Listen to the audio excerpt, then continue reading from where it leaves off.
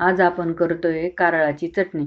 तर त्यासाठी ना कुठं 1 वाटी कारळ घेतले आणि 1 कुडी लसूण आणि 1 अर्धी वाटी लाल सुक्या मिरच्या घेतल्या.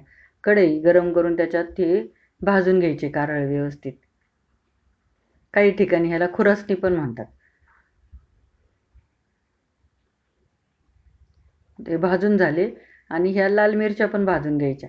तुम्ही रेडीमेड लाल तिखट टाकलं ना तरी चालेल, पण असं केलं ना तर असं अजून जास्त टेस्ट वाढते. आता थोडंसं तेल टाकून ह्या मिरच्या परतून घेतल्या म्हणजे खमंग वास येतो त्याचा आणि छान लागते. लसूण पण त्याचा कच्चा पण लागत नाही, मग लसूण पण परतून घेतला. हे तिन्ही पण व्यवस्थित भाजून घेतलं आणि गार करून मिक्सर केले. फक्त चटणी आणि कारळं आणि मीठ हे मिक्सर करायचं आणि नंतर मग लसूण टाकायचा. आता हे एकदा करून घेतलं नाही आपण परत मग लसूण टाकायचा. सगळं एकत्र टाकलं ना तर व्यवस्थित बारीक होणार नाही लसूण ओलं असल्यामुळं.